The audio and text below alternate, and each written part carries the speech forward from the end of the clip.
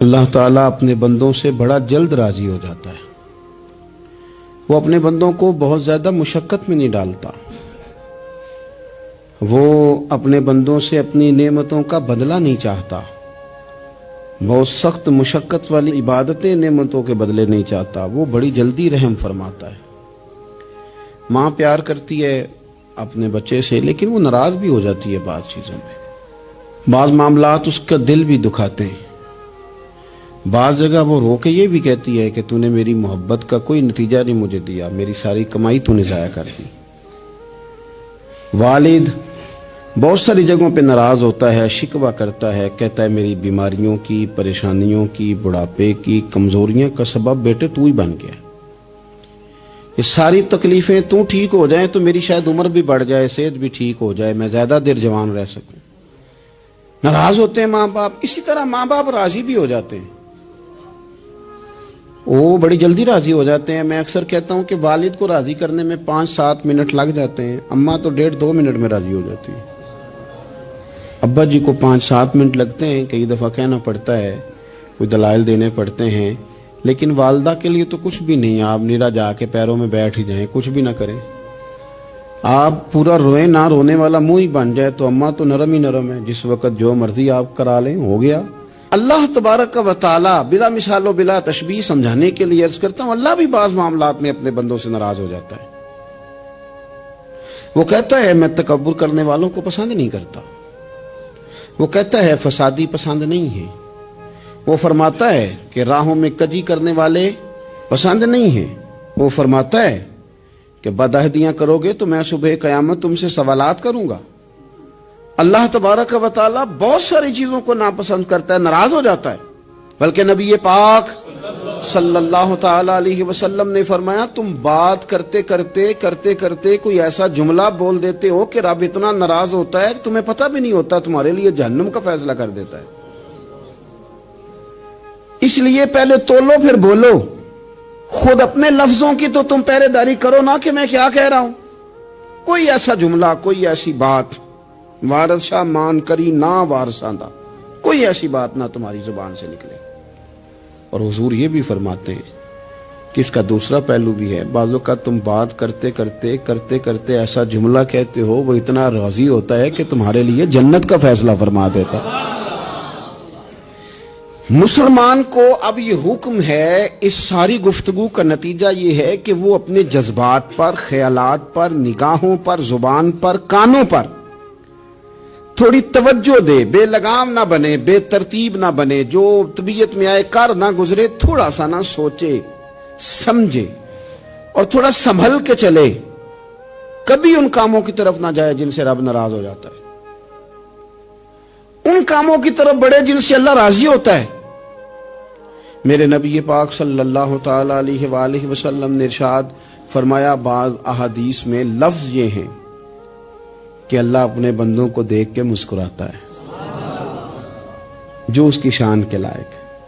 جس ترتیب سے ہم مسکراتے ہیں، جس ترتیب سے ہم روتے ہیں، جس ترتیب سے ہم کسی بات کا اظہار تشکر کرتے ہیں، خدا ان باتوں سے پاک ہے۔ اب بہت ساری حدیثوں میں آیا کہ وہ مسکراتا ہے، تو کیا مطلب ہے مسکرانے کا؟ تو علماء تفسیر نے لکھا ہے مسکرانے کا مطلب یہ ہے کہ وہ بڑا ہی راضی ہوتا ہے اپنے بندے سے، بڑا راضی ہوتا ہے، یہ مطلب ہے۔ ایک تو مسکرانے کا مطلب یہ کہ وہ بڑا راضی ہو گیا، بڑا راضی ہو گیا، وہ مسکرا دیا اپنے بندے پہ، اور ایک اس کا معنی خود نبی پاک صلی اللہ تعالی علیہ وسلم نے بیان فرمایا۔ مسند امام احمد بن حنبل میں حدیث ہے، حضور سید عالم علیہ السلام سے صحابہ نے پوچھا یا رسول اللہ شہید تو بڑے لوگ ہوتے ہیں، شہیدوں میں افضل کون ہے؟ تو اللہ کے حبیب علیہ الصلوۃ والسلام فرمانے لگے وہ والا بندہ جو ڈٹ گیا تھا کافروں کے مقابلے میں، وہ ہلا نہیں، پوری طرح ڈٹ کے جو لڑا وہ شہداء میں افضل ہے۔ حضور فرماتے ہیں وہ جنت کے بالا خانوں میں سیر کرے گا اور رب اسے دیکھ کے مسکرائے گا، رب اسے دیکھ کے مسکرائے گا، اللہ تعالیٰ مسکراتا ہے اسے دیکھ کے۔ اور اگلے جملے میں حضور نے وضاحت کر دی، فرمایا جب رب دنیا میں کسی پر مسکراتا ہے نا تو اس کا معنی یہ ہے کہ قیامت میں پھر اللہ اسے حساب کوئی نہیں لے گا۔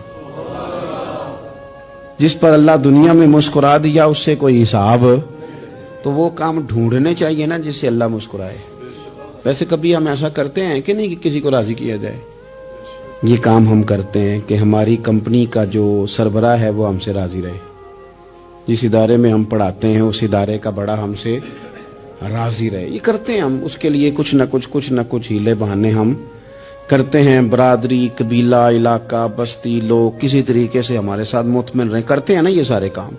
اس میں تھوڑی مشکل بھی ہمیں آتی ہے لیکن کرتے ہیں. کیا کریں، گھر میں بھی کئی دفعہ ایسا ماحول بنانا پڑتا ہے. چلیں ایک اور میٹھی مثال دیتے ہیں، زیادہ سمجھ میں آئے گی. چھوٹا بچہ خوش رہے، آپ اس کے لیے محنت نہیں کرتے.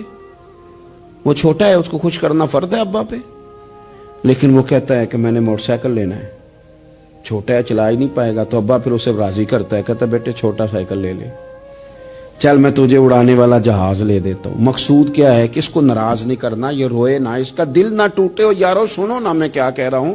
اگر چھوٹے بچے کے لیے وہ چیزیں ڈھونڈتے ہو، میرے ابا جی نا اپنے نواسے کے لیے کھلونا لے کے آئے تو بچہ بڑا ہی کھیلا تو ابا جی کہنے لگے لو پیسے پورے ہو گئے. میرے بچے کو پسند بڑا ہے نا، پیسے پورے کر چھڑے نے. دیکھو نا جی کتنا اس کو راضی ہوا ہے. تو انسان کیا کرتا ہے کہ کوشش کرتا ہے چھوٹا بچہ بھی ناراض نہ ہو، تو وہ چیزیں وہ ڈھونڈتا ہے کہ اس کو کیا پسند ہے. چاکلیٹ لے جاؤں، فلاں چیز لے جاؤں، آئس کریم لے جاؤں. تو ایک بچے کے لیے، گھر کے لیے، سربراہ کے لیے اتنی محنت کرتے ہو، تو وہ کام بھی ہمیں ڈھونڈ کے تلاش کرنے چاہیے نا جس سے رب راضی ہوتا ہے، اللہ راضی ہوتا ہے. بتاؤں وہ کون سے کام ہیں؟ نبی کریم صلی اللہ تعالی علیہ وسلم نے ارشاد فرمایا 3 لوگ ہیں جنہیں دیکھ کے رب مسکراتا ہے. یا رسول اللہ صلی اللہ علیہ وسلم وہ کون سے؟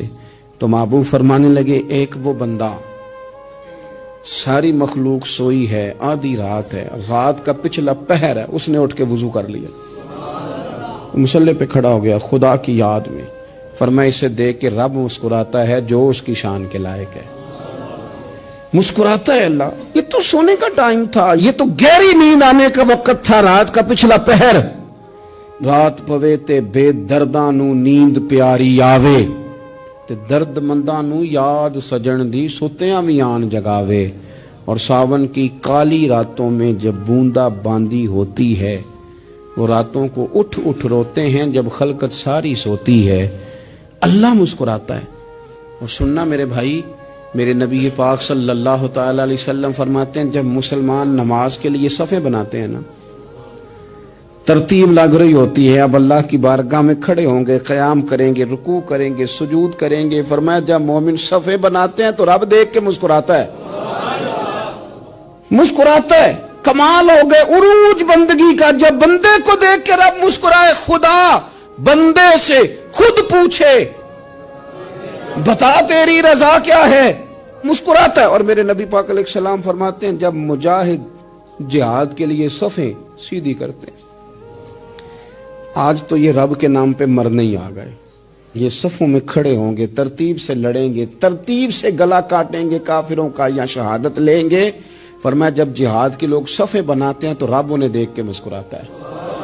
کتنے نصیبوں والا وہ بندہ ہے جسے دیکھ کے مسکرا دیا. او یار کبھی تیرا بیٹا تیرے سامنے مسکرائے نا چھوٹا، تو تیرا دل باغ ہو جاتا ہے. تیری ماں بیمار کسی ایک دن صحیح طرح ہنس پڑے تو طبیعت خوش ہو جاتی. مجھے بتاؤ نا جس کا رب بھی اسے دیکھ کے ہنس پڑے، جو اس کی شان کے لائق ہے، کیا اس بندے کے نصیبے ہیں، کیا اس کے مقدر ہیں.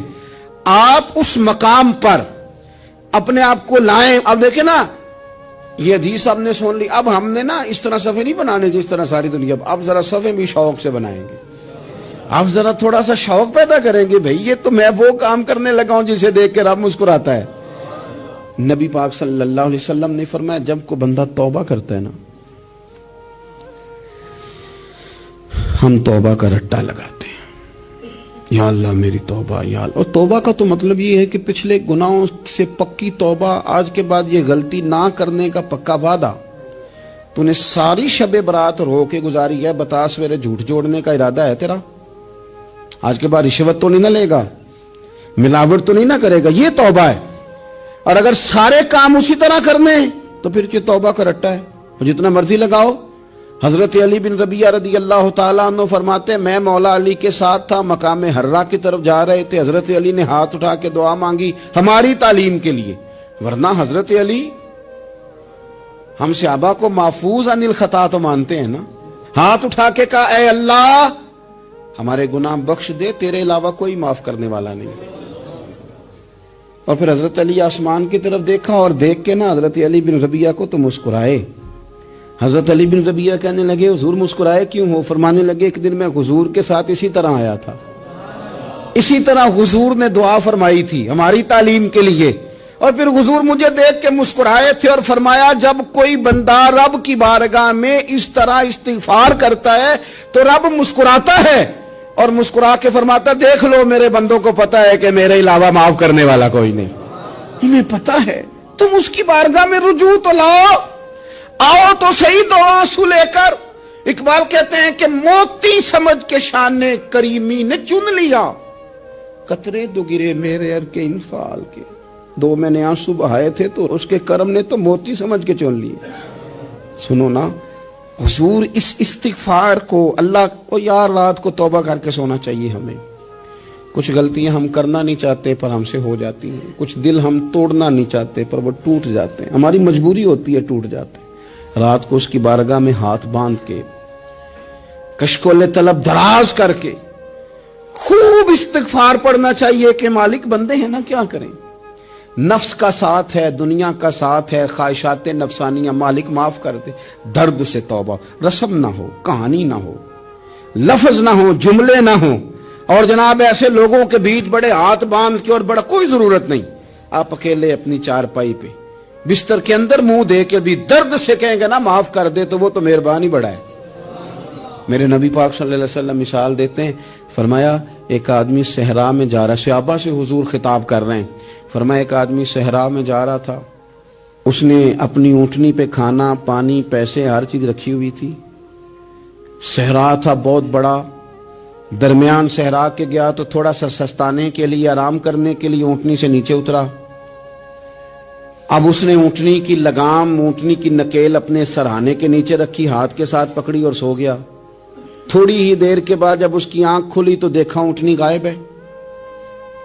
صحرا میں وہ پیدل نہ آگے جا سکتا ہے نہ پیچھے جا سکتا ہے، نہ دائیں نہ بائیں، کھانے کو روٹی نہیں، پینے کو پانی کا قطرہ نہیں، تھوڑا ادھر بھاگا ادھر بھاگا، تھک گیا۔ کریم محبوب فرماتے ہیں وہ پوری طرح نڈھال ہو گیا اور مایوس ہو گیا، معاذ اللہ، مایوس ہو کے دوبارہ اسی جگہ آ کے لیٹ گیا جہاں پہلے لیٹا تھا، انتظار کرنے لگا کہ اب موت ہی آئے گی، آخری وقت ہے، اب نہ میں پیدل یہ صحرا کراس کر سکتا ہوں، نہ پیچھے جا سکتا ہوں، نہ کھانا ہے نہ پانی ہے، سوائے موت کے کوئی سہارا نہیں۔ حضور فرماتے ہیں وہ رستے میں دوبارہ لیٹ گیا، اچانک اس نے رخ بدلا تو اونٹنی سامنے کھڑی تھی۔ حضور نے صحابہ سے پوچھا بتاؤ نا اسے بھلا کتنی کو خوشی ہوگی؟ یا رسول اللہ جی سے نئی زندگی مل گئی ہے۔ آپ دیکھیں نا سارے ڈاکٹروں نے کہہ دیا کہ اس کے تو گردے میدا جگر ہر چیز ختم ہے، گھر لے جاؤ خدمت کرو، ہر طرف پریشانی ہے۔ وہ بندہ بھی سمجھ گیا ہے کہ آخری وقت آ گیا، کل جاؤں پرسوں جاؤں، تیاری ہو گئی، سب لوگ آ گئے، باہر والے بھی آ گئے، یہ ماحول ایک عجیب رنگ اختیار کر گیا۔ اچانک ایک ڈاکٹر نے آ کے کہا نہیں نہیں غلطی لگ گئی تھی۔ مجھے بتائیے انداز کیا ہوتا ہے؟ بغیر دوائی کے بندہ اٹھ کے کھڑا نہیں ہو جاتا، او میں تو بچ گیا ہوں۔ نبی پاک صلی اللہ علیہ وسلم فرمانے لگے اس کی اونٹنی مل گئی، بتاؤ بھلا اسے کتنی خوشی ہوگی؟ یا رسول اللہ وہ تو دوبارہ دنیا میں آ گیا۔ حضور فرمانے لگے اسے کچھ بھی خوشی نہیں ہوئی۔ جب کوئی رب کا گناہگار بندہ آ کے توبہ کرتا ہے، رب کو اس سے کئی گنا زیادہ خوشی ہوتی ہے۔ میرا بندہ آ گیا ہے، میرا بندہ آ گیا ہے، میرے گھر آ گیا، اس نے آنسو بہائے ہیں، اس نے کہا اللہ میں تیرا ہی ہوں، تیرا ہی رزق کھاتا ہوں، تیری ہی زمین پہ رہتا ہوں، تیرے نام سے میری سانسیں چلتی ہیں۔ وہ آ گیا۔ فرمایا اس اونٹنی والے سے زیادہ رب کو خوشی ہوتی ہے جب گناہگار آ کے توبہ کرتا ہے۔ گناہگاروں کے آنسو اس کی بارگاہ میں بڑے مقبول ہیں، لیکن ہم رسم ادا کرتے ہیں، توبہ نہیں کرتے، ہم اپنے آپ کے ساتھ دھوکہ کرتے ہیں، جھوٹ بولتے ہیں۔ ہم بندہ کوئی ناراض ہو جائے تو ہمیں کو نہیں نیند آتی، اس کے گھر چلے جاتے ہیں، ہم اپنے سارے رشتوں کو، تعلقات کو مینٹین کر کے رکھنے کے عادی ہیں. ہمیں پتہ ہے کہ وہاں میں نہیں جا سکا تو بیٹا بھیجتا ہوں، فلاں شادی پہ میں نہیں جا سکا تو بھتیجا بھیجتا ہوں، بھائی بھیجتا ہوں. ہر تعلق کا ہم نے خیال رکھا کوئی روٹھ نہ جائے. لیکن کمال ہے نا، یہ نہیں سوچا کہ اگر رب روٹھ گیا تو جب وہ روٹھ جائے نا تو سارے رشتے بھی بندے کے پاس موجود ہوں تو کوئی کارآمد نہیں ہوتا. پھر کروڑوں روپیہ جیب میں ہوں تو ڈاکٹروں کی دوائیاں اثر نہیں کرتی. وہ روٹھ جائے تو پھر انسان اس طرح سے پھسلتا ہے کہ بڑے بڑے اس کے پاس دروازے ہوتے ہیں پر کسی جگہ اس کا ہاتھ نہیں لگتا. خدا را خیال کریں، دنیا روٹھتی ہے تو روٹھ جائے، رب رسول ناراض نہ ہونے پائیں، اس کا خیال کریں. حضور فرماتے ہیں وہ مسکراتا ہے، اسے خوشی ہوتی ہے جب کوئی اس کا بندہ اس کی طرف رجوع کرتا ہے. میرے عزیزو، رسول پاک صلی اللہ تعالی علیہ وسلم نے ان لوگوں کے تذکرے کیے جنہیں دیکھ کے رب مسکراتا ہے. ہم نا گناہگاروں پر بھی فتویٰ دینے میں جلدی کرتے ہیں اور نیکی پر بشارت دینے میں بھی جلدی کرتے ہیں، حالانکہ یہ ہماری ذمہ داری نہیں.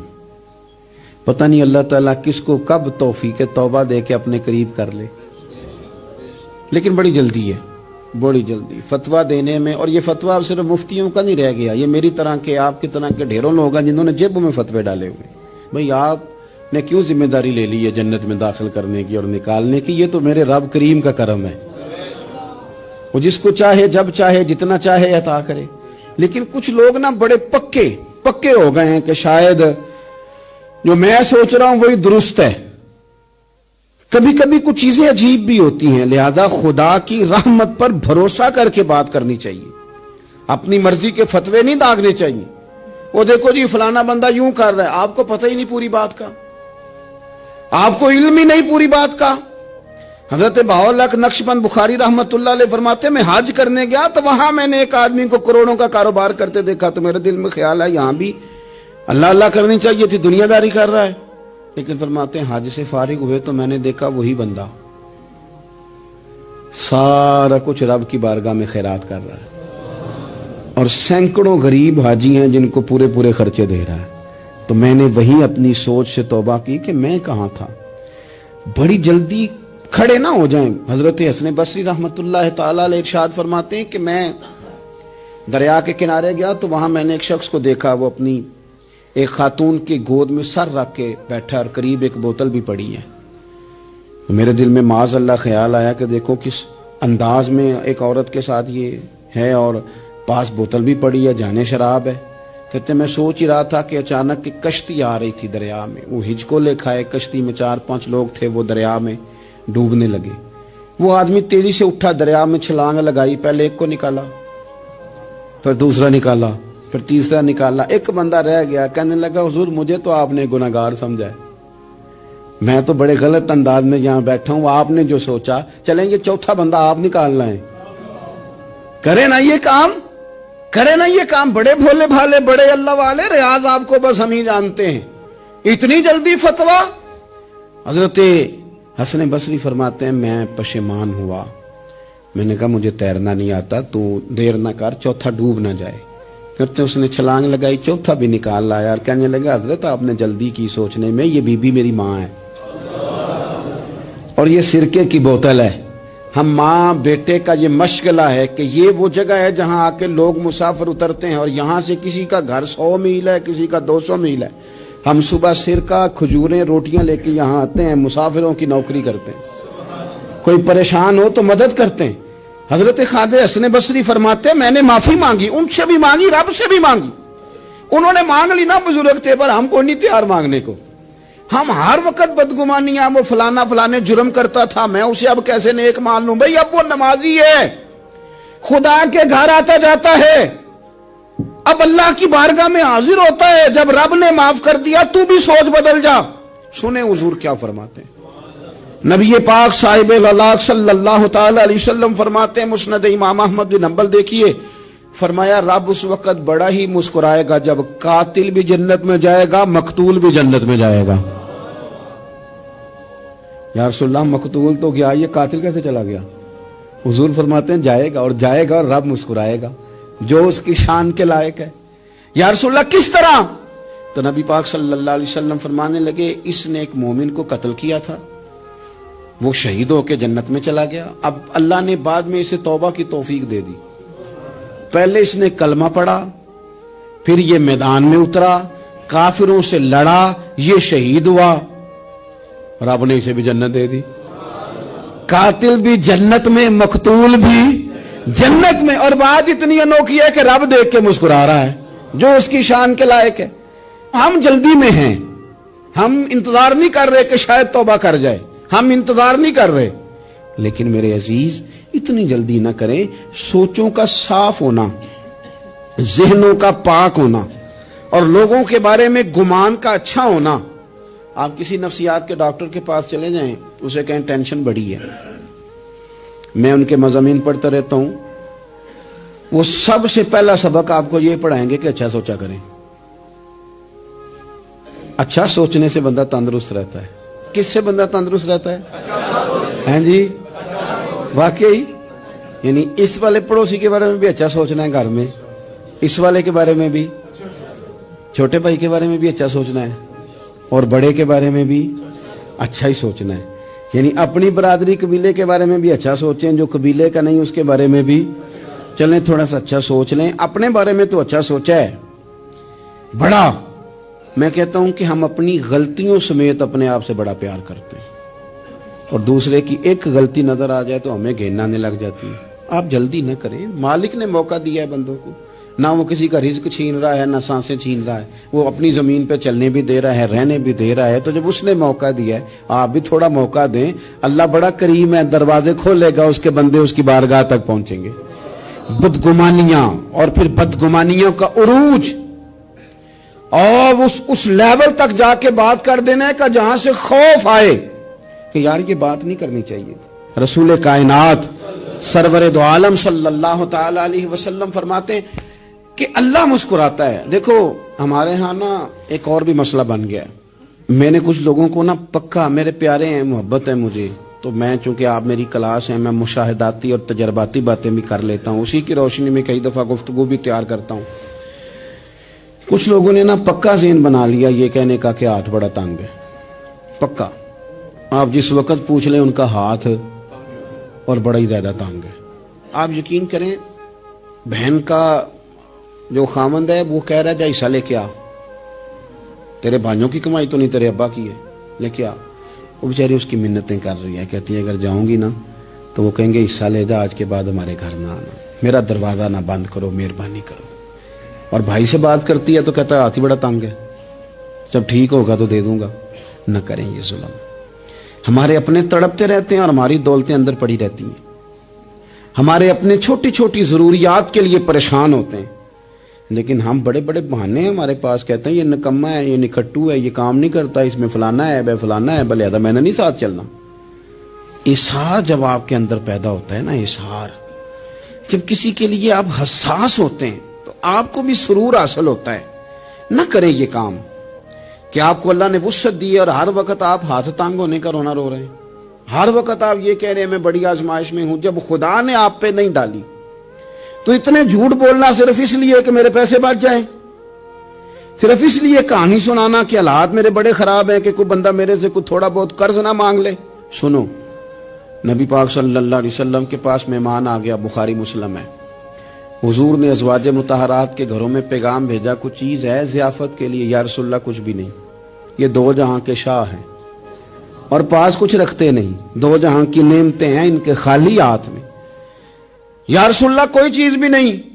حضور نے صحابہ کے مجمع پہ نظر ڈالی، یا رسول اللہ صلی اللہ علیہ وسلم حکم ہو، تو حضور فرمانے لگے تم میں سے کوئی بندہ ہے جو اسے گھر لے جائے روٹی کھلائے؟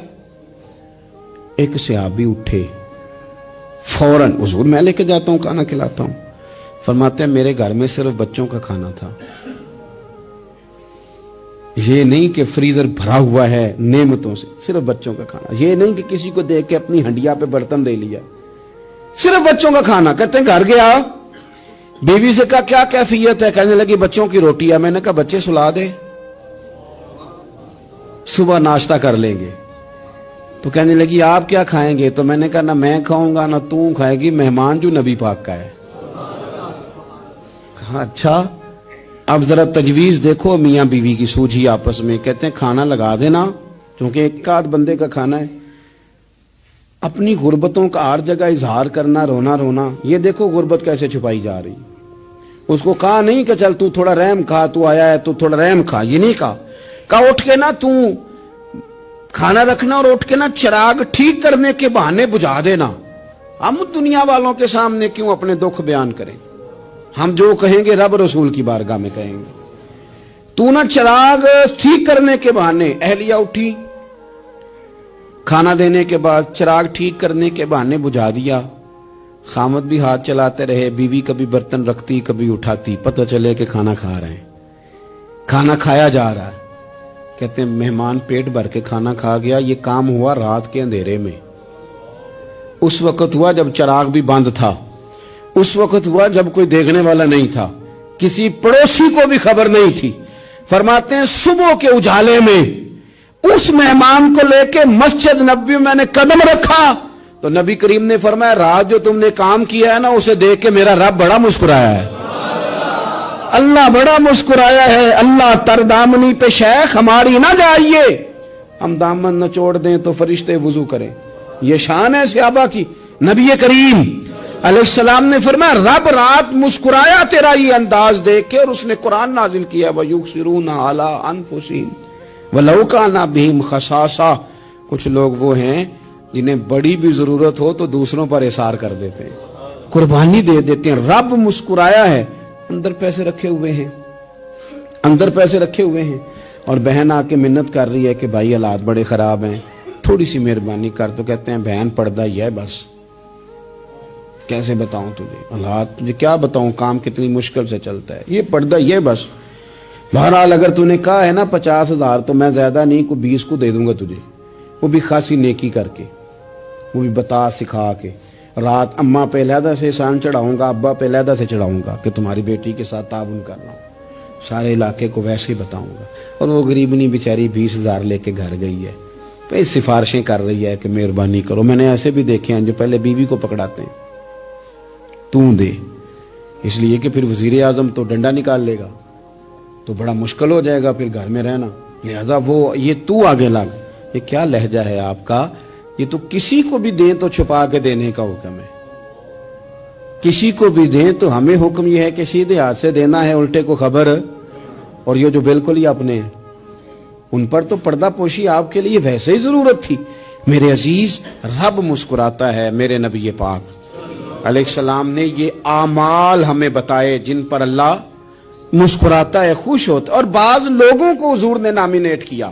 حضرت سعد بن معاذ رضی اللہ تعالیٰ عنہ عظیم صحابی تھے. یہ وہ خوبصورت صحابیاں جن کے جنازے کو کندھا میرے نبی پاک نے عطا فرمایا,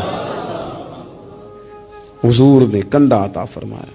کمال ہو گئی. نرخ بازار محبت کا انوکھا ہی ہو گیا, خود خریداروں میں شامل آ کے مولا ہو گیا. حضور نے کندھا دیا. حضرت سعد بن معاذ رضی اللہ تعالیٰ عنہ کا جب جنازہ اٹھا ان کی والدہ رو پڑی, بڑے درد سے روئی. ماں تھی نا, ان کی آواز جب حضور تک گئی تو نبی پاک نے فرمایا آنسوؤں کو روک لے, آواز کو کم کر لے. تیرے بیٹے کی تو جب روح پرواز ہوئی ہے تو رب مسکرایا ہے.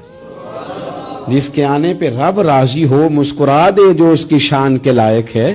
یہ تو وہ لوگ ہیں کہ جن کے جانے پر نا رب, وہ کسی نے کہا تھا کہ میرے مرنے پہ ہر سو شور مچ جائے گا, دیکھو گے میرے مرنے پہ ہر سو شور, تمہیں پتہ چل جائے گا جب ہم جائیں گے. میرے مرنے پہ ہر سو شور مچ جائے گا, دیکھو گے. اور کہنے الوداع سرکار خود تشریف لائیں گے. اور درویش کہنے لگے بعد مرندے مکھڑا میرا ہو جاوے جے تازہ, پھر سمجھ لینا محبوب میرے نے آن پڑے ہے جنازہ. اور عاشق کا جنازہ ہے, ذرا دھوم سے نکلے اور محبوب کی گلیوں سے ذرا گھوم کے نکلے.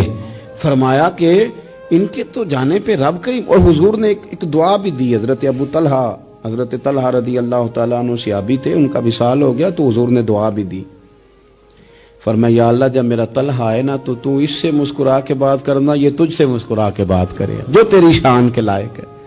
تو اللہ تعالیٰ غائب درجے راضی ہوتا ہے. ایک دفعہ پھر بات دہراتا ہوں, جو میدان میں ڈٹ کے شہید ہو رب اسے دیکھ کے مسکراتا ہے. جو اس کی شان کے لائق، جو توبہ صحیح کریں، سچی کریں، رب انہیں دیکھ کے مسکراتا ہے جو اس کی شان کے لائق ہے، جو نماز کے لیے صفیں بنائے رب انہیں دیکھ کے مسکراتا ہے، جو جہاد کے لیے صفیں بنائے رب دیکھ کے مسکراتا ہے، جو لوگ صبح پچھلے پہر اٹھ کے عبادت کریں رب انہیں دیکھ کے مسکراتا ہے، اور جو کبھی کبھی بھوکے رہ کے دوسروں پر قربان کر کے احسان کر دیں رب انہیں دیکھ کے مسکراتا ہے۔ بہت بڑی فضیلت ہے۔ اللہ ان سارے کاموں میں سے کسی ایک کام پہ ہمیں بھی لگا دے تاکہ یہ بڑی فضیلت اللہ تعالی ہم گناہگاروں کے حصے میں بھی فرما دے۔ آخر دعوانا ان الحمدللہ رب العالمین۔